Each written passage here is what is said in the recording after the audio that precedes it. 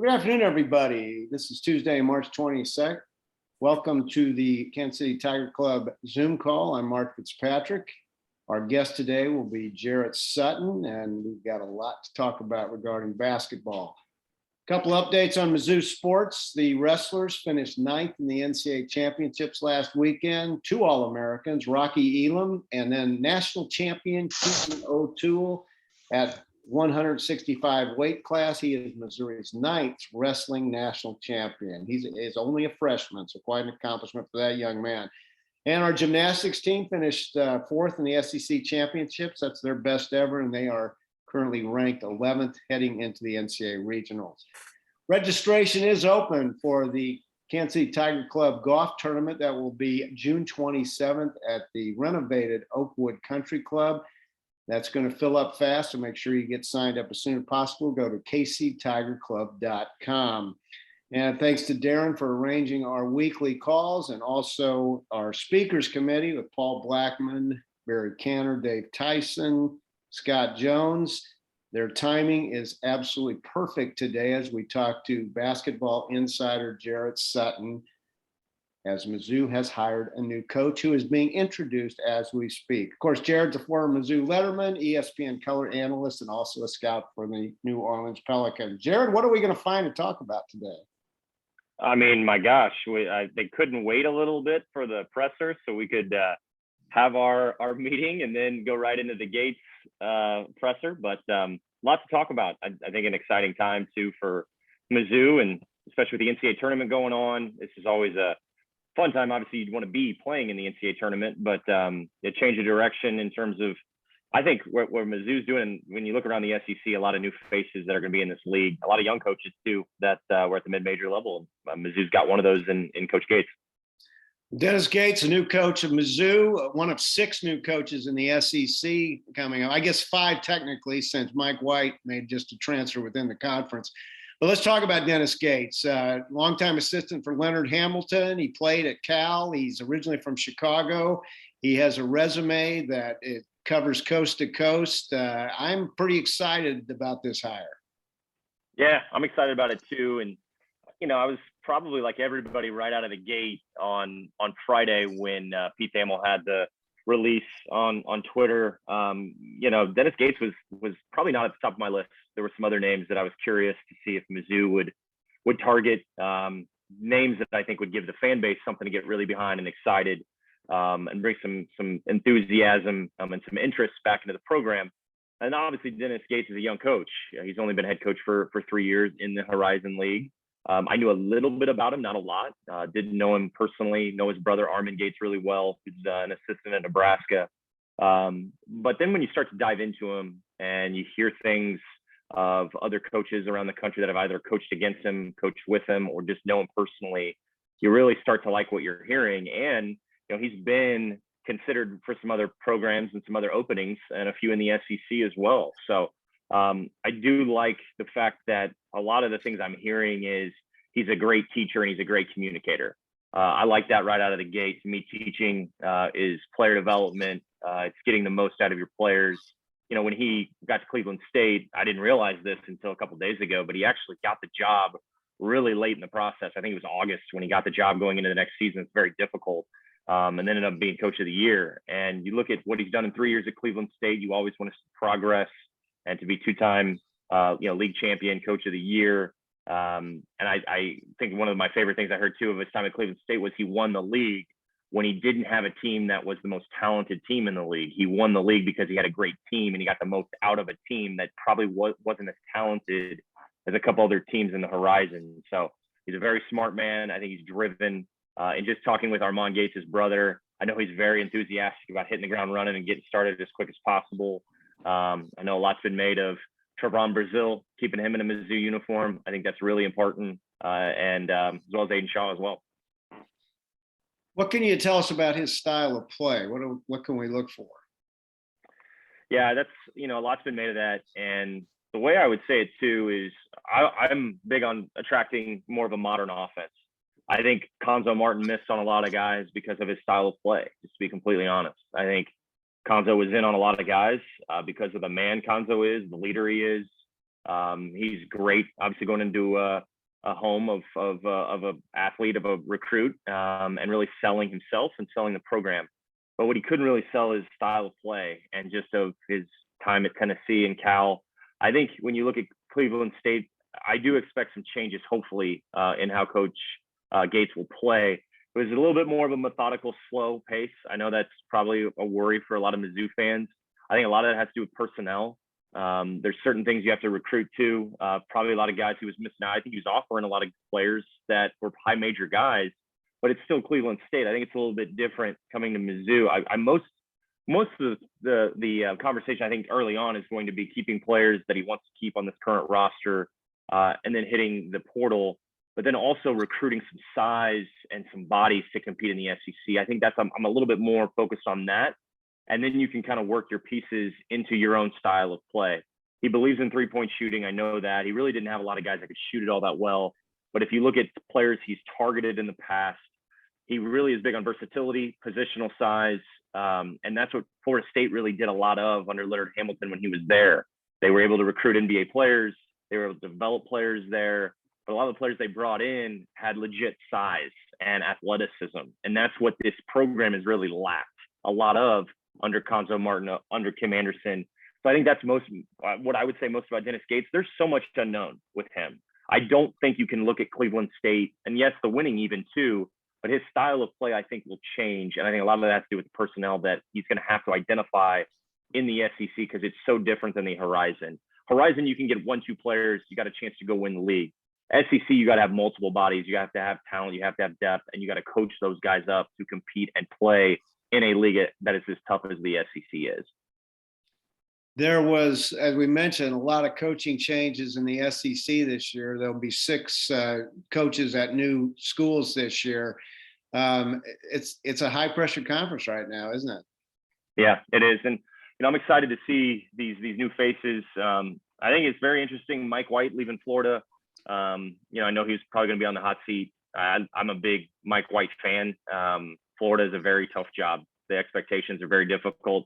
And then for them to go with Todd Golden, is again another young coach from San Francisco. I know it's been said a lot about Todd. He's very much analytics driven. I think there's a lot to that that's good. I also think there's a lot there that I think analytics sometimes, if it's too much, if you're looking too much into the analytics, you're not focusing on, again, what the league is. So I'm really interested to see how Todd does. But you look at some of the other names, like Chris Jans going to Mississippi State. I know a lot was made of him and just some of his past. Matt McMahon from Murray State going to LSU. I really like Matt. I thought he'd be a name for us, honestly. I thought that might have been the holdup a little bit, was the Murray State San Francisco game, knowing that they had a first round matchup. I think a lot of schools were waiting to see what happened there. I thought Mizzou might be one of them. But then when you see kind of some other names that were out there, like Sean Miller going back to Xavier, I think I'm really interested to see, if Mizzou did have a conversation with him or just about him. I know Desiree said it was an extensive search, but I'm really curious to see. I think that would help too for Mizzou fans that are a little bit on the fence, because I know that they wanted to splash, especially with the funds that were raised to terminate Ncaa Martin and move on. I think a lot of fans were wondering, are we going to go after a big name or a big splash? And that just wasn't it.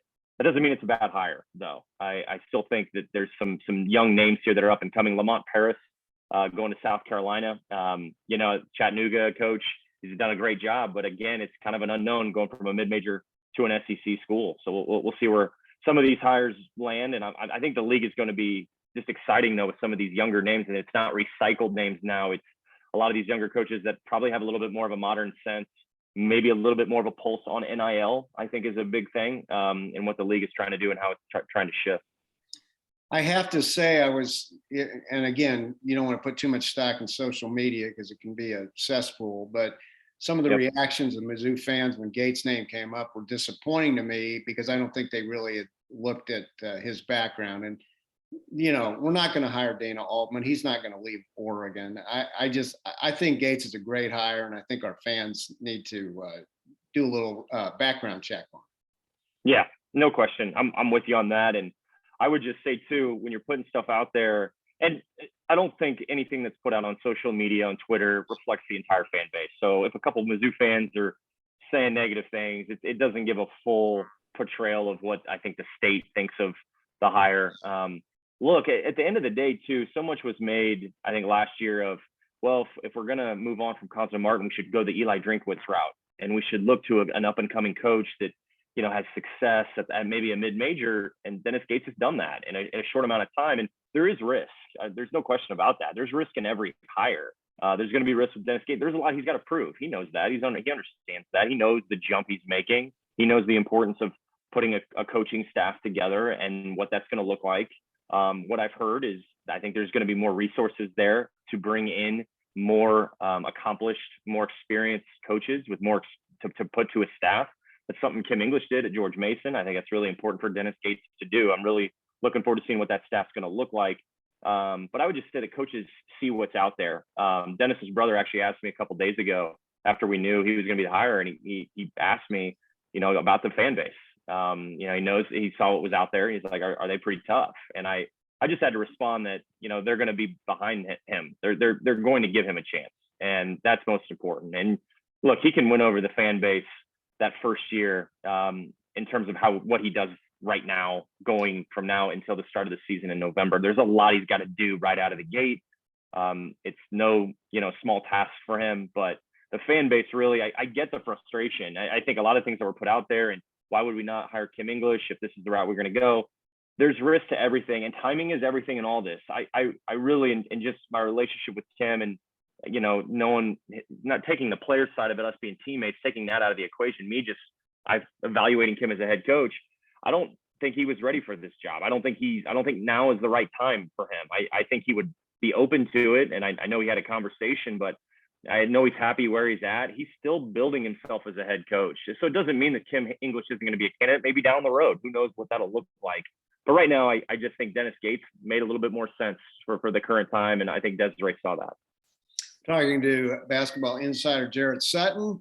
If you'd like to ask him a question, please use the chat feature at the bottom of the screen. As we speak, the press conference is going on for Dennis Gates, and that will be available to be watched later through mutigers.com. But stick with us here, and we'll talk some hoops. Jarrett, let's talk about the Ncaa Tournament. Highly entertaining first weekend. I am actually in New Jersey, 2.5 miles from the campus of the St. Peter's Peacocks. And we were driving down the highway the other day, and if you blink, you'll miss the campus. It's a school of 2,300. How the heck did they beat Kentucky?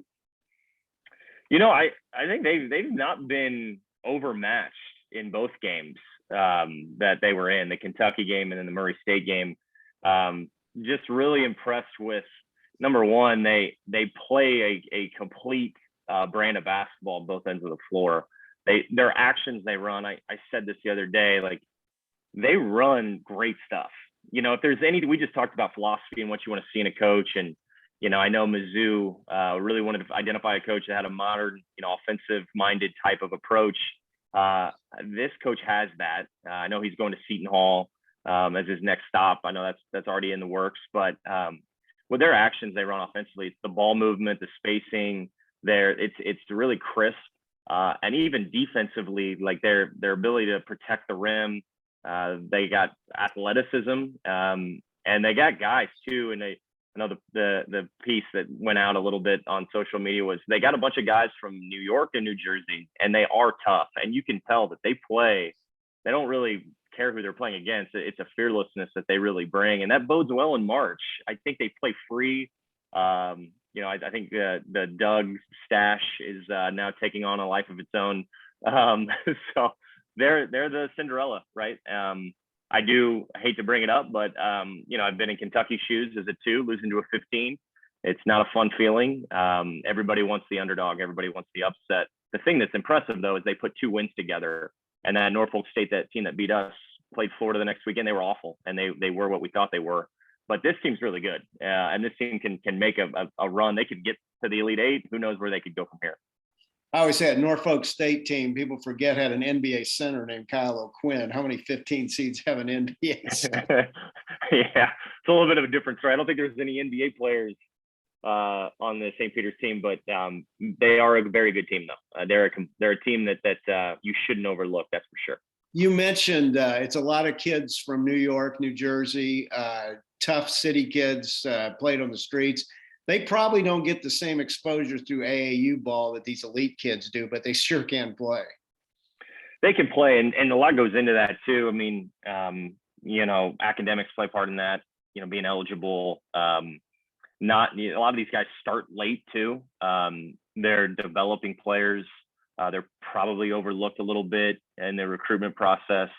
And that's the thing that's interesting is when you look at a mid-major coach or a coach at St. Peter's that have had success, a lot of the times they are guys that probably have a chance. Some guys have a chance to play at the Division I level.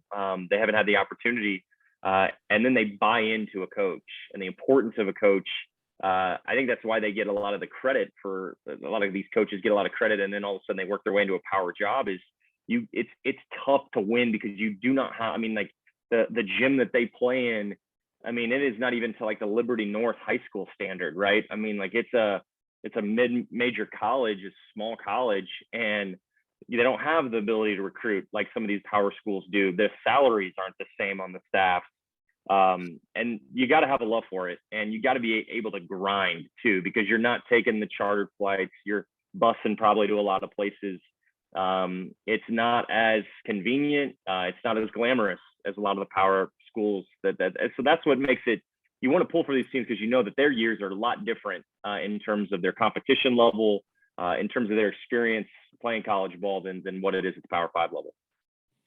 Just to put things in perspective, St. Peter's basketball budget is $1.6 million. Kentucky's is $29 million. Yeah. I think Shaheen Holloway makes about $300,000 a year, and John Calipari makes 8.5. So this is really one of the great Cinderella stories, I think, of all time. But looking at we've got Sweet 16. We have 4 double-digit seeds remaining. One team Mizzou can look at for immediate turnaround, the Iowa State Cyclones, 2-22 last year, and now they're in the Sweet 16. It can happen with the transfer portal. Yeah, it can happen. And I think Iowa State's a perfect team to talk about, just with TJ Osselberger in his first year, who was hired at UNLV by Desiree.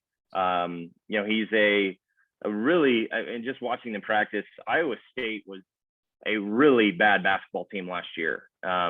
And Iowa State has been known to just be a program that wants to outscore you, right? They want to shoot threes. They want to outscore you. Defensively, they're okay. They're average over the course of the program's history under Steve Prohm. But I think with TJ, to win a game like they won the other day, where they held Wisconsin to 46, 48 points against Johnny Davis, who's one of the best players in college basketball this season, in a team that in the Big Ten was great, and the league was so good. To win a game like that, to win it ugly, I know Mizzou fans don't want to see that type of brand of basketball, but they found a way to win. And Iowa State, they had got off to such a good start to begin the year, and then they just sort of teetered off in Big 12 play. Isaiah Brockington, the transfer they got from Penn State, is their best player. Tyrese Hunter is a very good young point guard. And then they just kind of put pieces around. They got Gabe Kalsher from Minnesota, who's been very up and down and very inconsistent. But he was very, very good in the Wisconsin win. I was not expecting this from Iowa State, and it's good for them to win games where they don't have the firepower that some of these other teams have, but to win 2 games and get to the Sweet 16 and get out of the first weekend is a big time accomplishment for TJ, for that entire staff. He's a very good coach. I'll just say that right out of the gate. I love the way he does practices in the morning. So they practice at 8 a.m. and they don't practice in the afternoon. They do rehab, they do treatment in the afternoons. Players get extra time in the afternoons, and he's done it very differently. And I think that's great. He's innovative. He's doing things much differently than Steve Prohm did, and they're seeing success. And they had success in the portal, and they had success in recruiting going into his first year, and that's really important. He kept Tyrese Hunter, who was not a recruit he had, and he was able to keep him at Iowa State, which is really important. I want to mention Iowa State in their first game in Kansas City last week and lost by 31 to Texas Tech. Texas Tech is a team that I really think could be a problem for a lot of people. They're the best defensive team in the country. They're all 6'5" to 6'8". He subs like a hockey team. They're really fun to watch and play great defense. What do you think of their chances? I like their chances. Mark Adams has done a great job. Their defense speaks for itself. I know it's talked about a lot of just they play on the side defensively. They force everything to the side. They do a great job of really dictating the ball. That's why they're such a good defensive team. Defense travels, it's true. I do think offense is important, and they've had inconsistencies offensively, but they've also gotten Terrence Shannon back, which was a big part of the lack of scoring. They got Terrence Shannon back, but he's hurt for much of the year, had a really slow start coming back. I watched them play at Kansas, that double overtime game, where he was really bad. The one overtime game at Kansas, but Terrence Shannon was 0 for 10, and you just thought, man, if they could get him back to being what he was when he's healthy, he could immediately give them a lift. But I really like Bryson Williams. That's another transfer that's been really good for them. Size, positional size, can score on the block, can shoot the three. That identifying that player in the transfer was big for them to keep him, because in the tournament, if you can have mismatches, and everything is about matchups in the Ncaa tournament, but if you can have a 4 or a 5 that can step out and shoot the ball, you got a good chance. You got to be tough defensively, and there's so many things that go into game plans. But offensively, if you can have a guy step out and make shots, it opens up your offense. It opens up spacing. It opens up driving lanes. It opens up smaller guards, have the ability to attack, get to the free throw line, those things that you have to have in March in the Ncaa tournament. So that to me is what gives Texas Tech a little bit of a punch offensively, is just that versatility they have with Bryson and being able to play through him. And they will face Duke this weekend. Which teams do you like coming out of this weekend? I think Duke was kind of a team I struggled with, because their youth really showed towards the end of the year, and they were really, really poor at the end of the year. Lost at home North Carolina in a really bad way, got killed, and then got smacked by Virginia Tech in the ACC tournament. Didn't look good at all. I have Arizona as one of my Final Four teams, and I know they almost got beat by TCU. That was a great game. I know a little bit of controversial call, but I do like Arizona because Ben Mathurin. He is just a player that is, when the moments, at the highest, he always performs, and he did that in the TCU game. I think he had 29 points and really just turned it on down the stretch and really carried them and willed them to a win. But they go up against a tough Houston team. Like, that game is going to be good against Kelvin Sampson. I'm really interested about that matchup. I do like Gonzaga getting out of the weekend, just because I do think that they got really good guard play in Andrew Nemhard, and Drew Timme is a fundamentally sound, productive 4. I like them. The Duke Texas Tech game is going to be a good one. I got Duke winning that one, but I think the games this weekend with this tournament, there's no dominant team, so any upset can happen. Like, Purdue was able to beat Texas. That game got really close. I like Purdue to beat St. Peter's, but you just never know with these games. Iowa State, Miami, like, one of those teams, is got a chance to go to the Final Four. That's crazy to say, and we've seen an 11 and a 10 get to the Final Four. So there's some really good games. I don't know what teams I'm very confident about going. Like, I like Purdue. I've liked Purdue all year. I've liked Arizona all year. I think Michigan and Villanova is going to be a really good game. I said this last week on 8-10.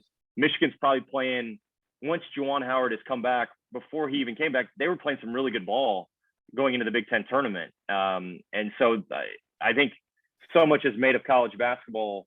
Like, if you're really hot in November and December and you get a bunch of big wins, and then you flame out at the end of the year, you don't want to peak too soon. And some of these teams are playing some of their best basketball at the right time, and they're 11 and 10 seeds. Like, Miami's a dangerous 11. Michigan's a dangerous 11. These games are going to be, I think, really good games coming into this weekend. Talking to Jarrett Sutton. If you'd like to ask him a question, please use the chat feature at the bottom of the screen. I wanted to talk to you a little bit about the Mizzou women's team. They kind of floundered down the stretch this year.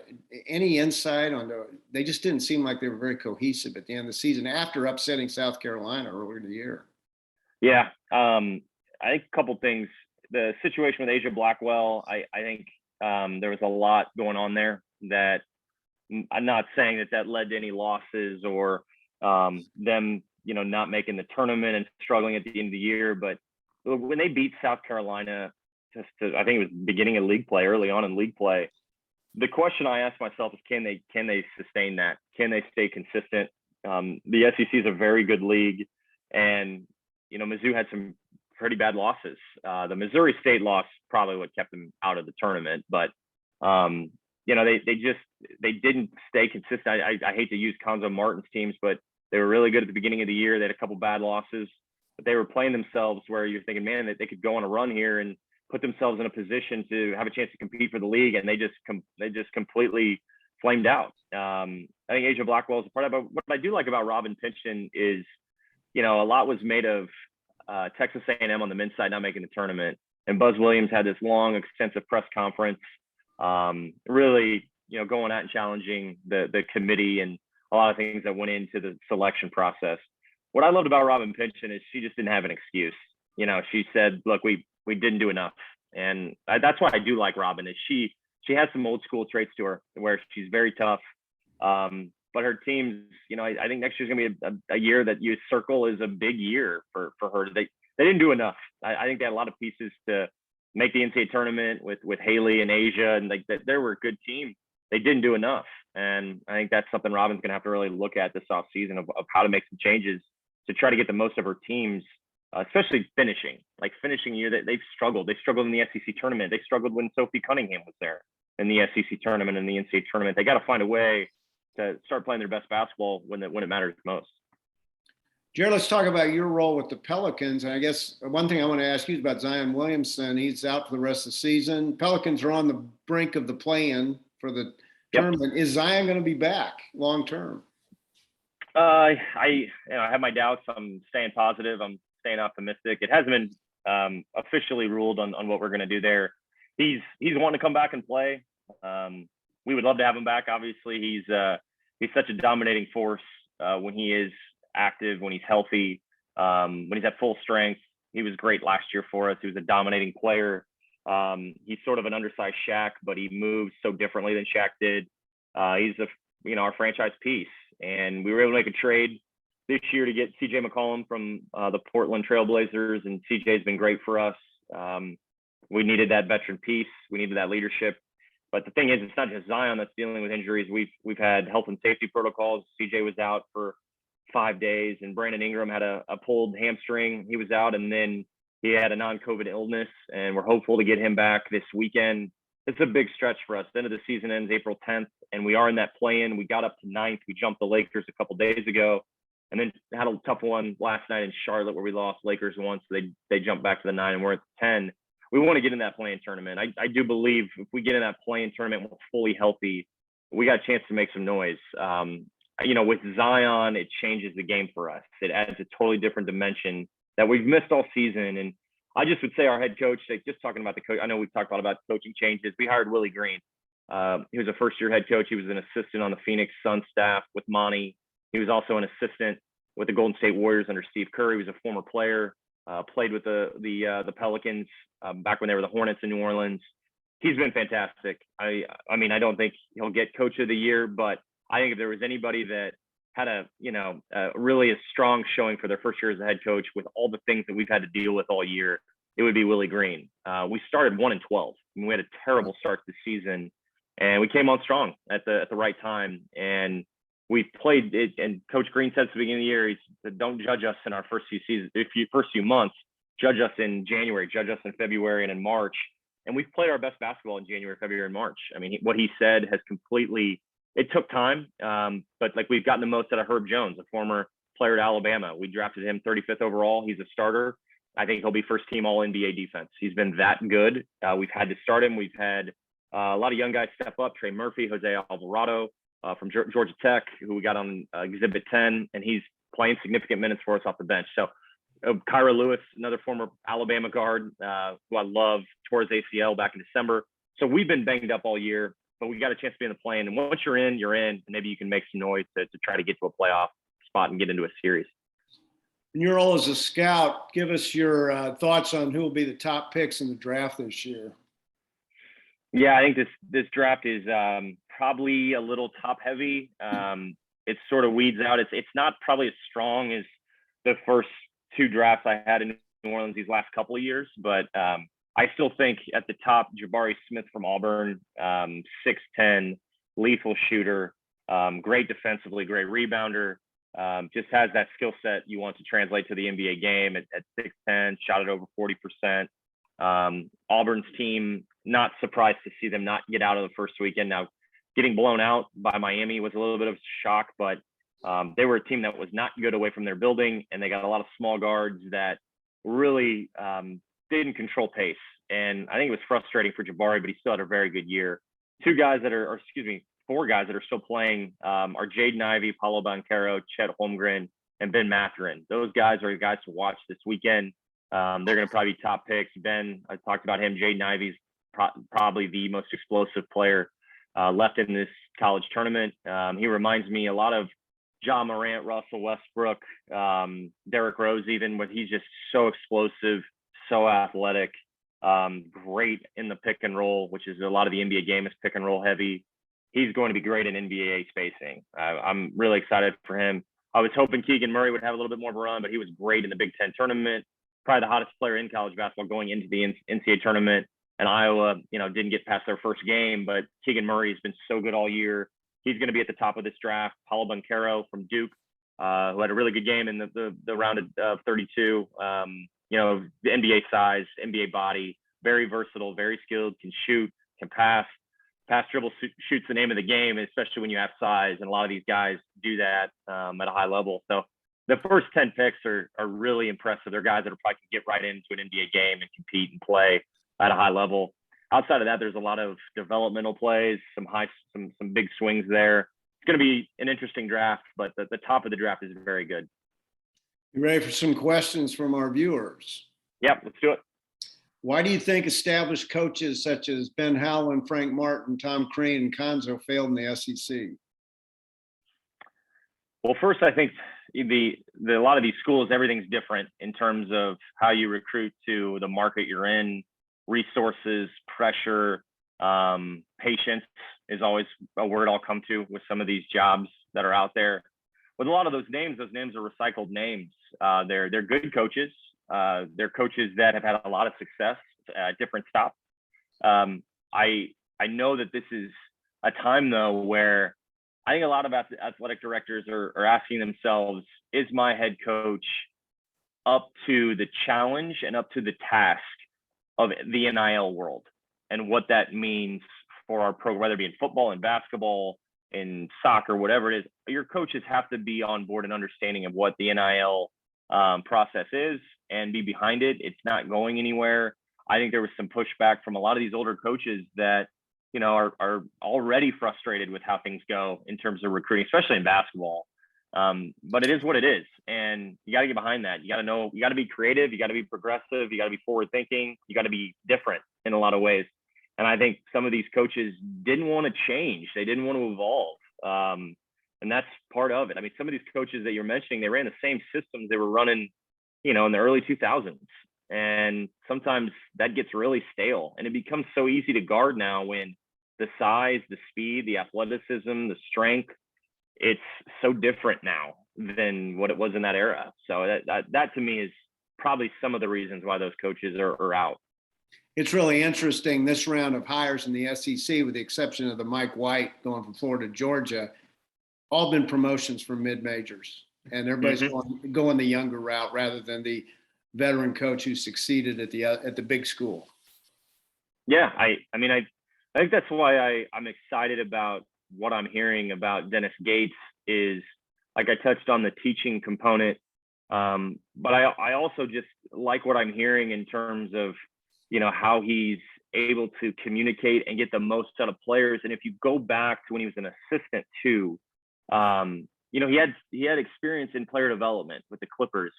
And I do think when you're in player development at the NBA level, like your focus, your only focus, and you work with the coaching staff hand in hand, but your focus is working with players every day, before games, in pre-shoot around, in practices, in the summer, you working draft workouts, player development staff runs the workout. So you were learning a ton and you're understanding skill. My assistant GM, Bryson Graham, who played at Texas A&M, he started in player development. He became a video coordinator. Now he went the front office side, but when I was talking to him about Dennis Gates, he's like, this is what you want in an up and coming coach, is someone that has a player development track record. And I always think that's important in Mizzou, because as much as you want to recruit 4- and 5-star guys, and that's great, everybody wants to recruit that. But if you look at the history of the program, and I think that's what's important about any job, every job's different, is you got to understand your history. And a lot of great Mizzou teams in basketball had 3 stars that were developed into great players over 2, 3, 4 years. And I think the challenge of coaches in today's world, and I think some of these older coaches are struggling with, is yes, the transfer portal is becoming free agency in college basketball, but you can still keep guys. Like there are still, it's not like players just leave, and there is more of a openness to player empowerment to move on.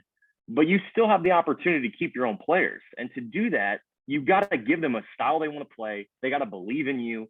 They got to think that you have their best interest, and you got to coach every player different. You cannot coach your entire team the exact same. You have to coach each player individually differently. And that stems from doing your background, knowing your homework, knowing the inner circle, knowing where the player comes from. And some older coaches miss on that. And Dennis Gates, to me, from what I'm hearing, is a very detail-oriented guy.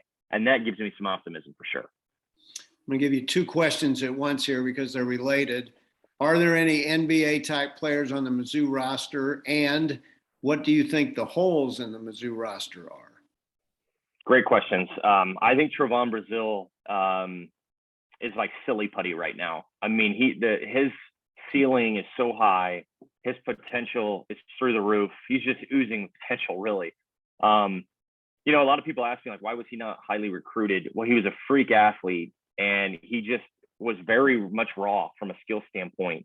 And you saw some of that athleticism towards the end of the year. But what he brings is modern day tools, and he's got great versatility. He can play multiple positions. You can use him defensively. He protects the rim. He can block shots. You know, once he starts to develop a skill set, he's going to be really good. So he would be a guy I would target and circle on the Mizzou roster. I think Kobe Brown's a very good player. I don't know if he's an NBA player. He might be a G League player potentially. But another guy that I hope Mizzou can keep, honestly. I think Aiden Shaw would be in the same conversation if they can keep Aiden Shaw, a guy that kind of fits the Trevon Brazile makeup. You know, he's got great size. He's explosive. He's an SEC caliber athlete. He does have a little skill, but there still needs to be development there. So the new coach has to have that level of experience. And that's another reason why I like Coach Gates, is he's going to be able to sell these guys on player development because he has a track record. And a lot of the guys he brought to Florida State, a lot of those guys weren't one and done. They were 2-3 years and then they were gone. So that to me is the most important. I think positionally, Mizzou's got to get a point guard. I mean, I'm so over watching this team not have a creator. They have guys that maybe can bring the ball up and initiate the offense, but they don't have a guy that can play in pick and roll and make decisions and make reads. You know, I go back to Phil Pressey, who it was just a natural point guard, like eyes in the back of his head. You don't have to have a caliber player like Phil, but you got to have a point guard. That's so important. I think center, like, what are you going to do with Jordan Wilmore? I mean, I just don't know if he's playable at the SEC level. You got to address the five position. And I think a lot of it stems from what I think Dennis Gates wants to look at in terms of style of play. Like with Mike Anderson, it was, you wanted to have athletic 4 and 5s. You had guys that can move, guys that could shoot it, guys that could finish around the rim that might not be 7-footers or, you know, strong back to the basket post up players, but modern day players that could play facing up.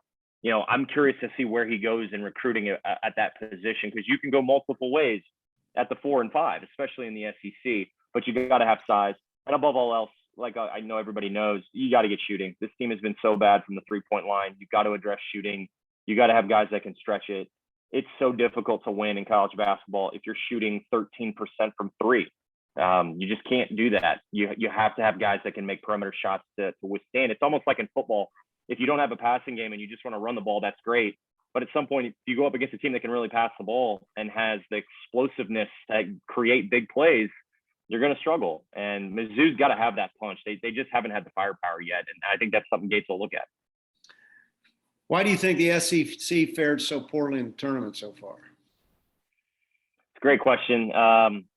You know, anything can happen in the tournament. That's how I'll start this answer. I mean, so much is made of the conferences and how they perform, and a lot of it is matchups. Kentucky losing, I think, really set the standard right out of the gate. Like as a 2 losing to a 15, that was pretty difficult. Tennessee had a battle with Michigan. You know, I think Tennessee, when you look at it, the SEC, like Kennedy Chandler was a great player and he's a great point guard.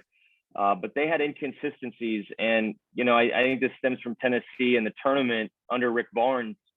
They've struggled offensively at different times. And I was at their game last year in Indianapolis where they got blown out in their opening round game and really struggled. LSU losing, so much with the coaching change there.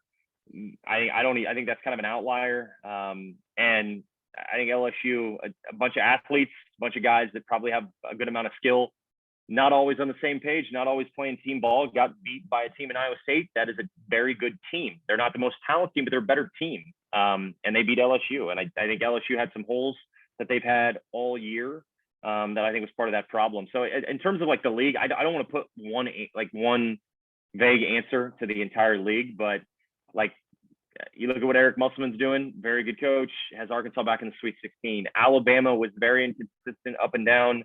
Not surprised that they didn't get out of that opening weekend either. Losing to Notre Dame as an 11 seeds, especially when they win their playing game, play with a lot of confidence.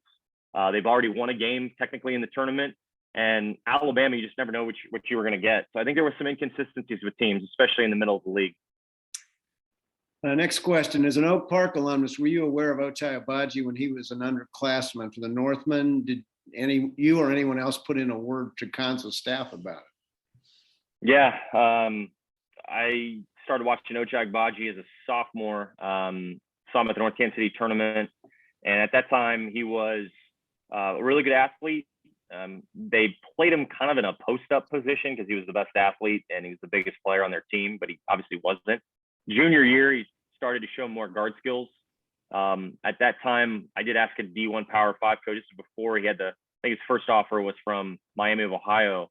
I asked a Power 5 D1 coach if he was a D1 player, and he said, no, he's a mid-major player. He's not going to be at a Power 5 level.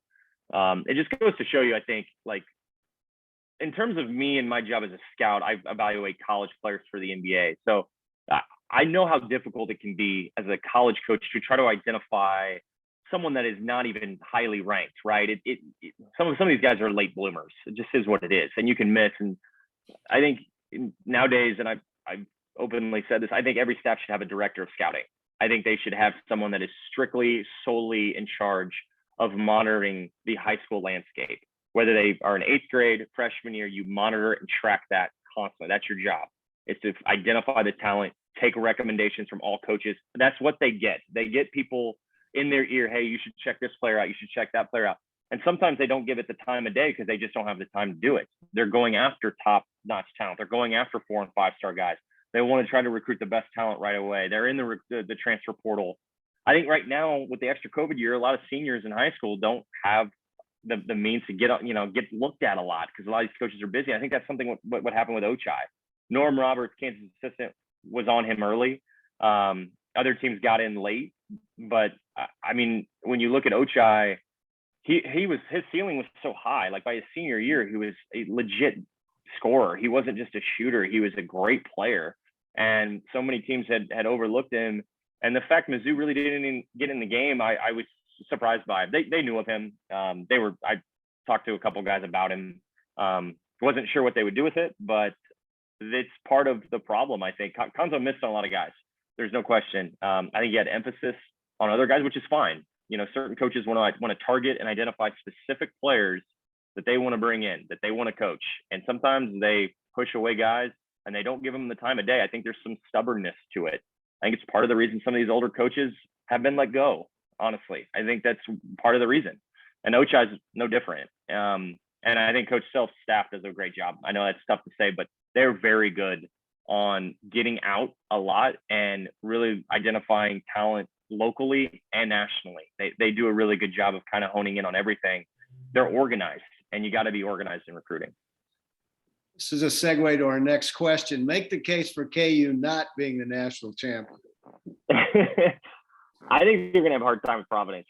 I really do. And look, Remy Martin's playing pretty well for them, but Ochai Agbaji has struggled, and I think it's probably good for Kansas. They've won a couple games with him not playing well. They are banged up. Mitch Lightfoot is banged up. They're not really. Coach Self didn't really go to his bench hardly at all in those first 2 games outside of Remy. He went to Mitch a little bit, went to KJ Adams a little bit. He threw Joe Yesufu in there for 3 minutes, I think, in the Creighton game. The depth thing, I don't think Coach Self has a lot of confidence outside of Remy. DeJuan has struggled to score. He's struggled to be consistent. I still think he's an important player for them. But Remy can get out of control too. Like if Remy starts scoring the ball, he starts to feel himself a little bit, and then all of a sudden he's shooting terrible shots, and he's making bad decisions, and he's doing what he did at Arizona State. Providence, the reason why I like Providence, they've been in so many games late where it's a one possession game, final 3 minutes, or they're in overtime, double overtime. They got a bunch of dudes that close. And that's the name of the game in the tournament. And Kansas has closed. Jalen Wilson was great. Jalen Wilson, Christian Brown were great. Ochai ended up with 15-8 in that Creighton game, but I just didn't think he played to what I know Ochai to be. But Providence will not mess around. They got shooters. They got versatility. I'm excited to see the Watson, Nate Watson and David McCormick battle, because if David doesn't have a game and Mitch can't give them anything in terms of the health, Watson's going to carve up Kansas. He's 250, 6'9", but a load on the interior, great finisher, terrible free throw shooter, but man, like in pick and roll with their smaller guards, he gets a lot of easy buckets, and they got 4 guys that shoot close to 40% from 3, which is a recipe for Kansas to get beat. What are your career aspirations in basketball? Oh man, I love my role. I work for a great man in Trajan Langdon, who played at Duke. He's my general manager. I've worked for him for the last 4 years. Started with the Nets with him, and when he became the GM of the Pelicans, the next day he called me and wanted me to be a scout for him, and the rest is history. And just the organization I work with David Griffin and Bryson Graham and Swin Cash, I love the team I'm with. I learn a ton, but I just feel our organization is going in the right direction. It's been a challenging year with injuries. I think every team sometimes deals with that. But I like where we're at. I like where we're going. In terms of my career aspirations, I don't know what's going to happen from here. I don't know if a director of scouting is next or assistant GM or whatever the role is down the road. I'm not really worried about it. I think it'll all take care of itself. I feel fortunate to be in the role I'm in. I love what I'm doing. A lot of people have asked me, would I get into coaching if a college team asked me to get in? I don't know. I think it'd be something I'd really have to look at. It depends on who it is, where it's at. But I love the role I'm in terms of talent evaluation, especially getting more intertwined with the international game and the high school scene. We've been able to get out a little bit more in the high school scene, which the NBA has opened up to us. And then I'm doing more pro scouting, which I think will be the move down the road. But right now, I'm just happy with where I'm at and getting a ton of experience. And we've drafted really well, and that's always going to be good when your draft picks make an impact right away and are helping us win games. You got time for a few more? Yeah, I do. Okay. We'll try to get as many as we can. We may not get to all of them today. Do you hear anything about an NIL structure in place around Mizzou, and is that something Lawrence Bowers would be involved with in Columbia? Yeah, I have. Yeah. First off, let me just say I think Lawrence this is made for him, to be quite honest.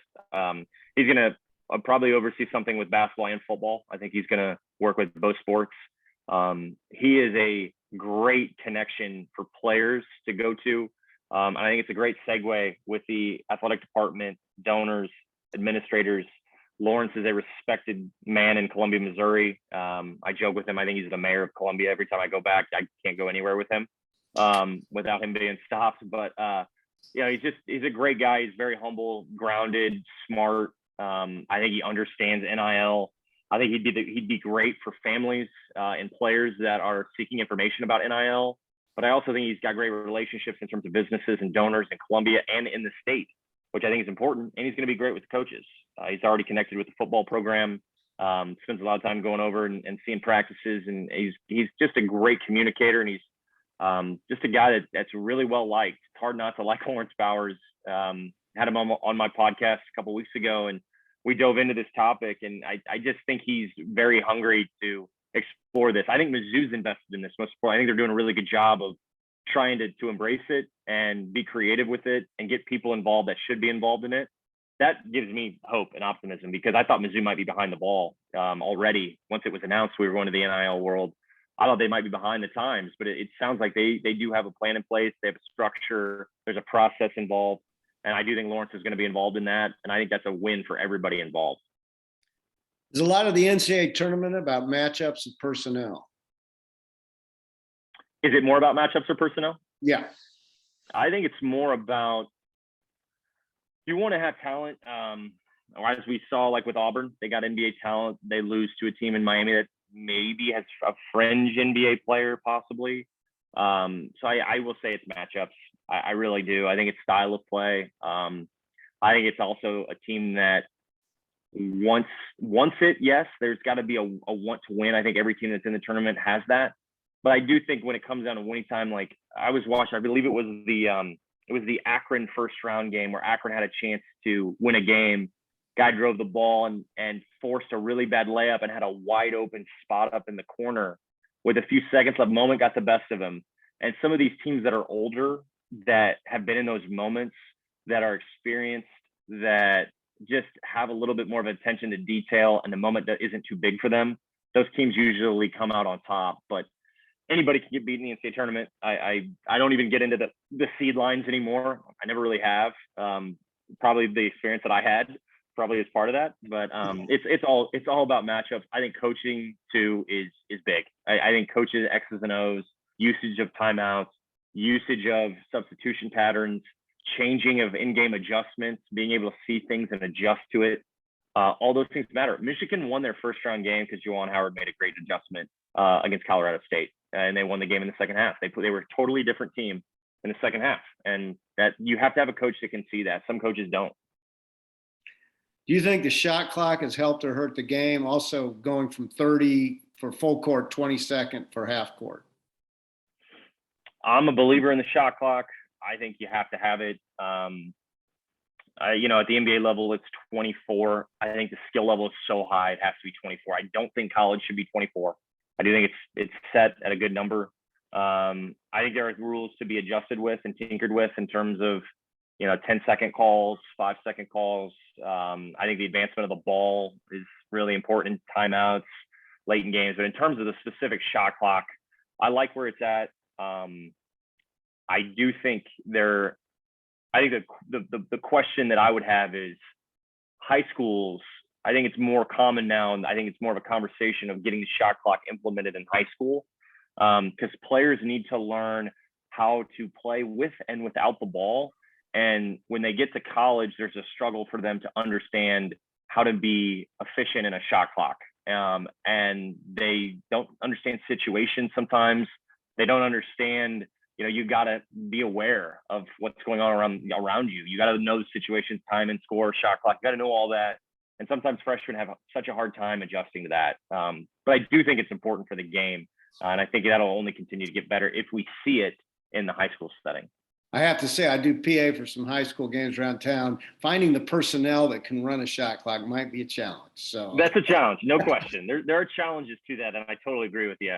I just think for the game part of it, for guys' development, it's always, they do it at the AAU level. I think it really helps. You can kind of see a difference when you do have it. What NBA team should we be watching for the championship? Oh man, I think Memphis is a really dangerous team right now. With Ja Morant, they've been really good all year. I think they're kind of a sleeper team, I guess I would look to.